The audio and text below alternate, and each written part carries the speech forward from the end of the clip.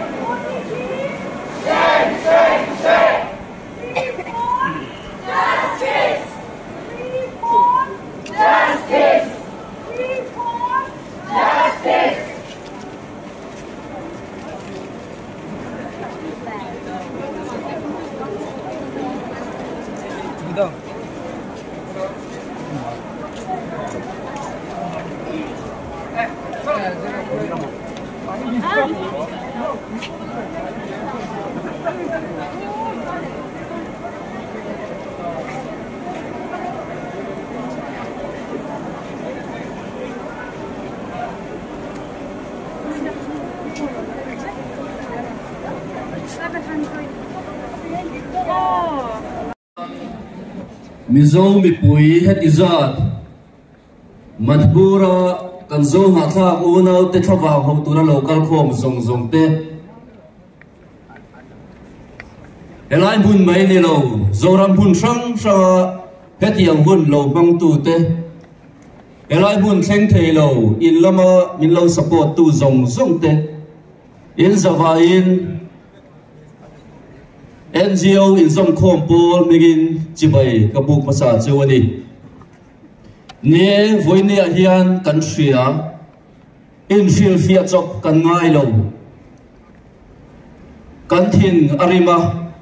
kan rilru ana kan dam lo tlang ani engwangin Manipura zofa ten antor na hi ana em ani ti hi country chumi wangin hetiza thi kan pung khom ani kumin April tha alo thenga Manipura tribal tetana thunga inom lo tak court order hangin runti chua ania chuan Manipura kan zona tha ku nau tetan le namdang tribal ve tho tetan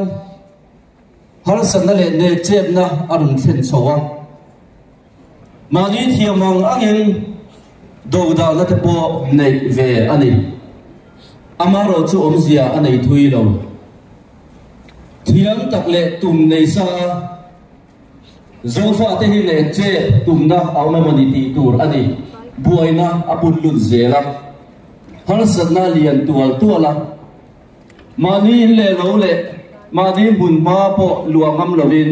tlan thiat alo ngai ta arab thak tak zet chu chau chu ni lo har san na zual zela lutan sakte sarua ngal ngata kholaya hloya pong sual zuite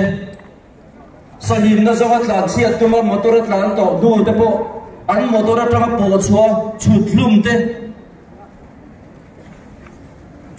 an thil nei an ro nei ve te po hal sak te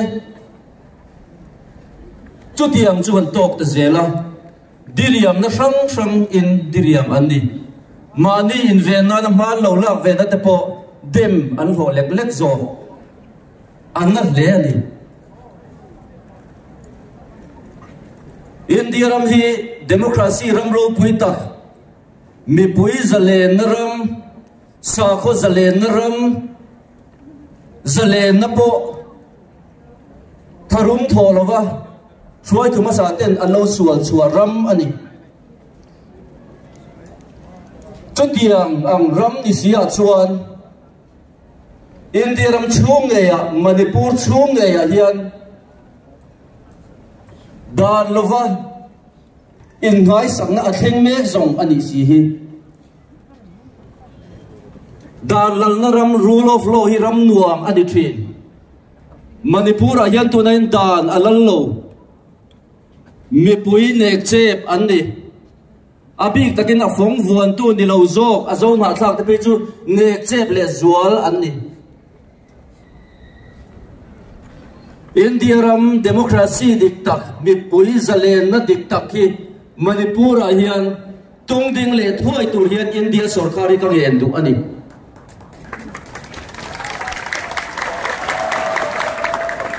me ni som le panga khan Mizoram chunga NGO zong zong in zom khom pol team Delhi a intir ania me ni som panga khan Union Home Minister Amit Shah kan buwa team leader kani chuta chuan min lo tiam choi hi ni Manipur a hian rem na lem buan na kan siam le watang he hi chu central sarkarin kan mo phurna ani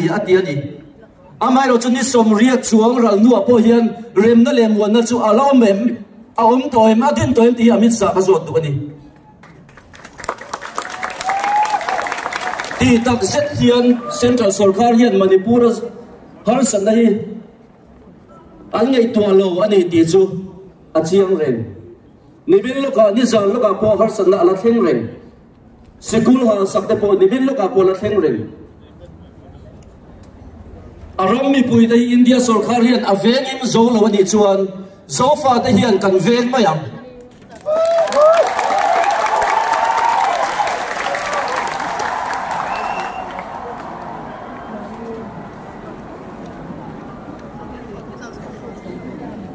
Manipura kan zo na tha ko nau tele nun sang sanga zo fa te hi lo lungai su nama min siam tu hi pathian ani ti siam u kan pathian bia khian kan ral aphal lovang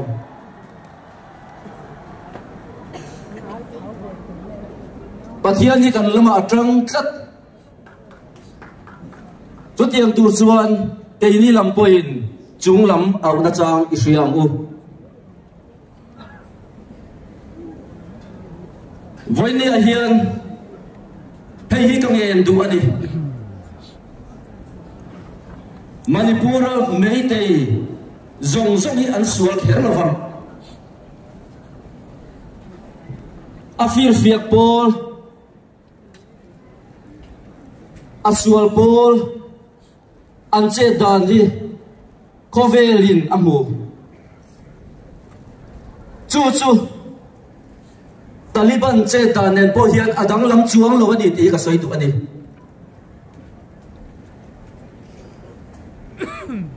hetiang anga che nara thak takhi voinia pungkho mizoni puite hian kan du lo tak zet ani ti kan lan tira hei hi India sarkar hian lo fremol sela Manipur sarkar hian lo fremol sela atu la chuan Manipur Sarkar poi siam dang lamin om mai ro se ti ka soi tu ani hun rei man ta chi ani lo ato bera chon nei ka soi du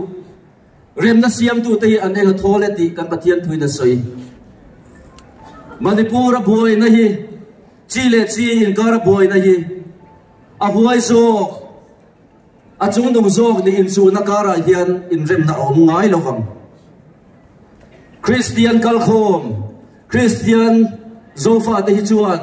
tlo matul poin kan tlom mayanga in rem na turani pot chuan huai sen zok angalang chung poin kan in phan hiam mayang chu tiang bokin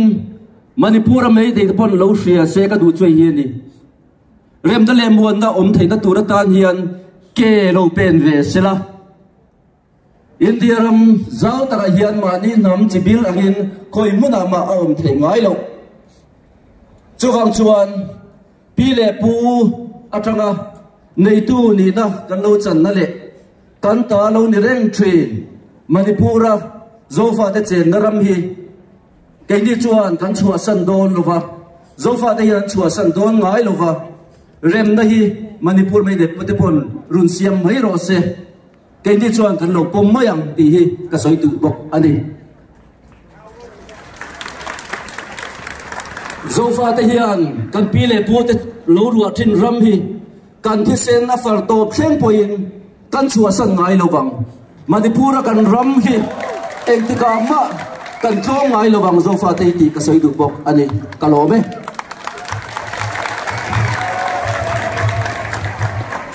le along me ulang chuan tu na chuan po lang nun moi pau tu MZP headquarters president tu soi tu ren ilo somangu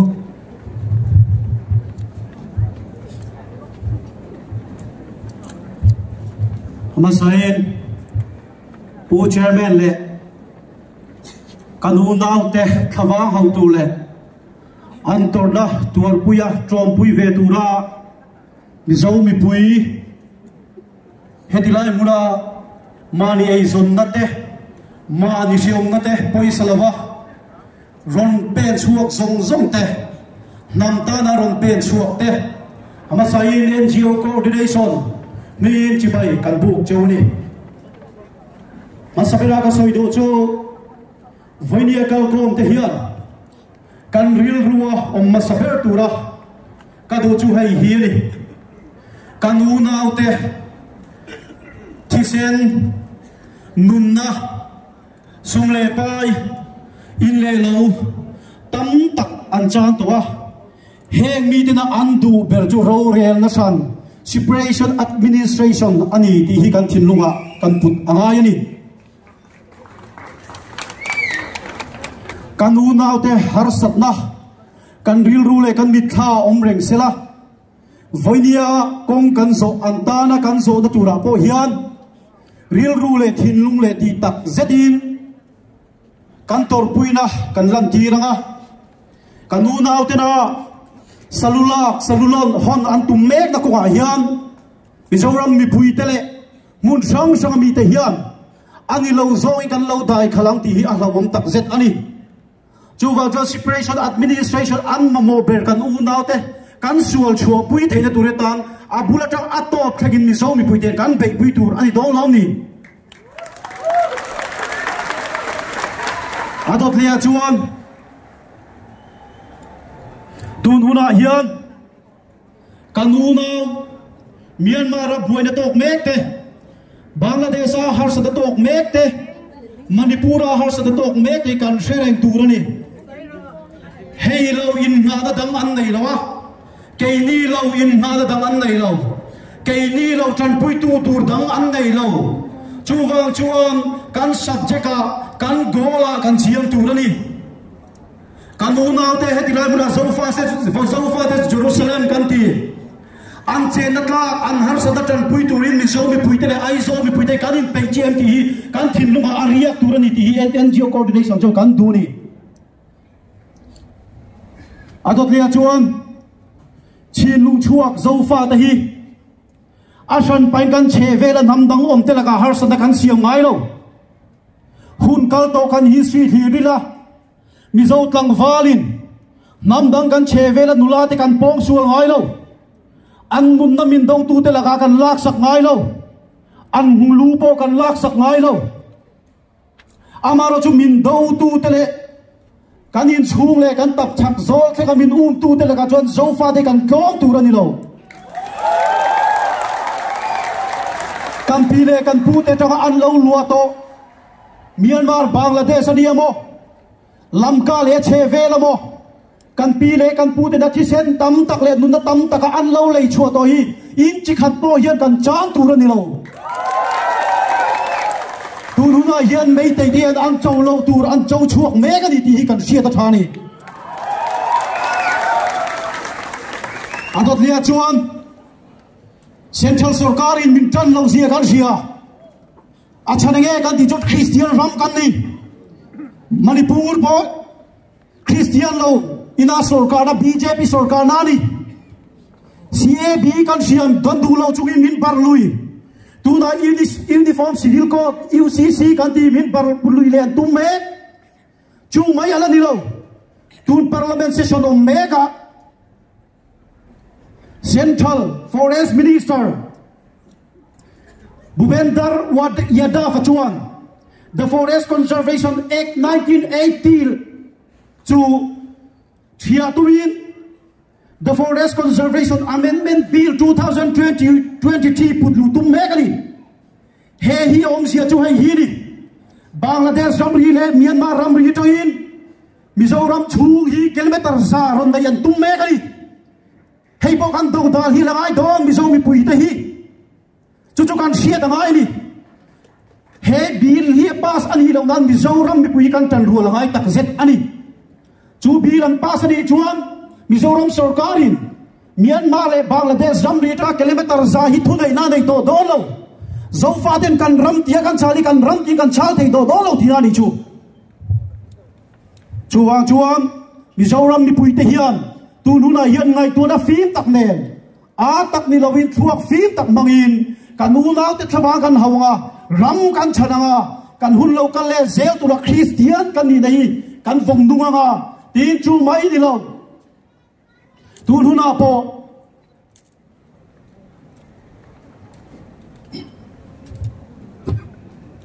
Central Sarkarin Kenya ya BJP sarkar na Manipur te anthawaga hauna sat zia kan sia mi sa chuang san hi don in nunna kan chan to amaro chu sarkar chaknale sarkar ral thuam nen kan unau te do ma sela kan chunga ro re tu pathian min than tu kan dai wangin tu nuna hian mei te ai kan unau te an che thazo kan ni ti boy kan sia ta thani chu wa chuan ring tu kan nia Christian kan nia Zoldo takin huai sen takin Manipura kan unau beitu meitei sarkar le Biren Singh sarkar si Central sarkar poi kan beile turani ti hi voinia chiang takin ka unau ka Christian poi de mai ka soi du ni ato bera chuan he har sadna hi kanin unau na ti zual tu ni sela pathianin ram min pea nam chan tur min pea ram chan tur nei lo nam chan tur nei lo tam ta kan nom to chu wang chuan I ram le nam chan ro khovel I dem lawang che I nam a boral chuan nang le kai pong swai kan nom lawang chin lung chuak zofa nam vul re ro se ka lo me vek ne voin Manipur kan unau te thawang hawa pungkom ta hian resolution panga kan neya heng te hi ani pakhat na Manipura remla le muanam theinam India sarkarin chak takin ma la rose tiania panina democracy zaumna tundin ani theinam sarkar lai puin amo phurna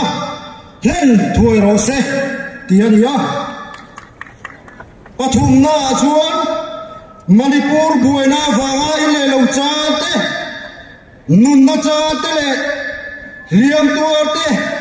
zama dom na pe ni rose tiani apalina chuan zona kha nula pani al zama ti bor sarwa ka khulai fan puile po sual tu te laka al phuto shemna pe nirose tiane pagala Manipur buena vaga biren siga sarkarin zona ka te thubuai asiam sakle zeta zong zong te hi chua vat nirose titania he gari solution te hi India president India prime minister union home minister ate nena thelu ngal ani dolari zonam damra rose kolome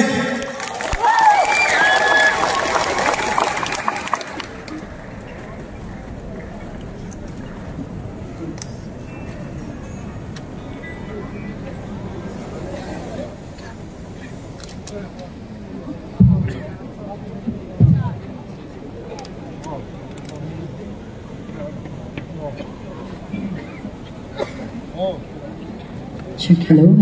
Monitor. Plex. Came in monitor here. Hello.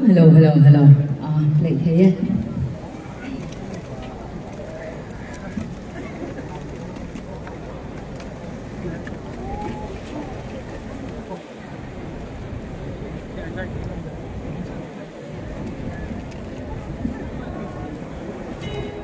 Chin lung chuak zo fa. Chul ka chuak cheu. Tu ma in tha tham thei kan om lo ve in sui khom le zai re lango te la kan sok don ya a kan in ne in sui khom le zai re lango tu nang te u in dam tang lo bo rinom na chi bai in dong thei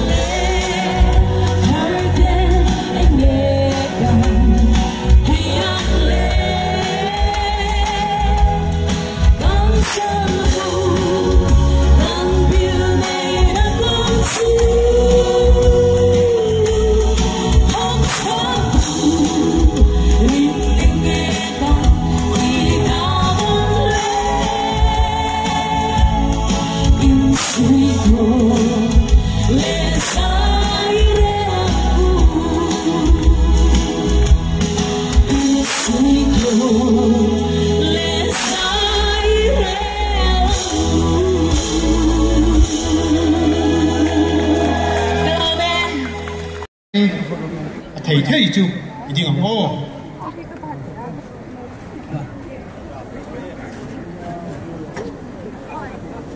chan rual na tur kho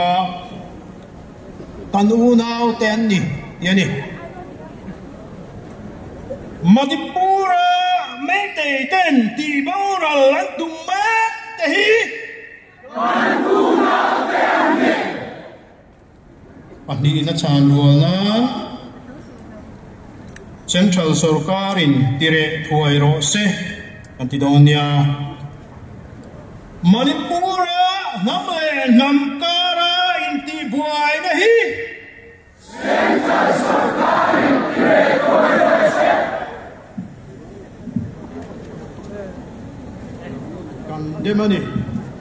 Kandemani tin kan cha donia Manipur zong ve chia ta chua mấy tỷ nun rô hô chế đà đi cần ôm mê tin vội thun cần tì rual cần tì non hal đòn ya Manipur dâu pha tu lâu giám su cần ôm mê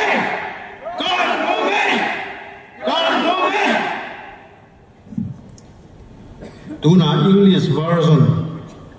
We condemned the chan mai tu rani. Mr. Biren Singh, the vicious, brutal,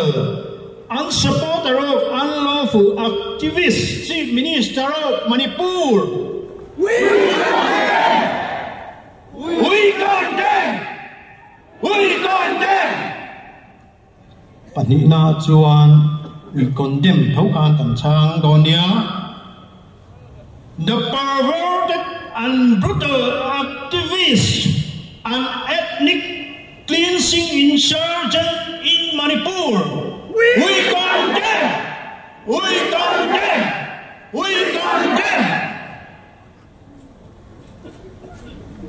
Right now, in Tan Lau Chao Rual Donia, hey boy thum yang o. Respected central government, resolve the cleansing ethnic movement in Manipur right now.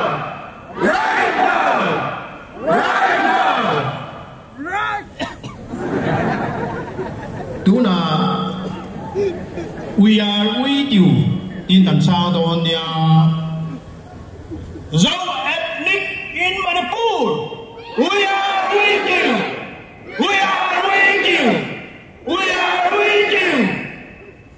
Ato beratan peace. Voitum kantinon ledonia. We the Misos are peace-loving tribe, and we want peace.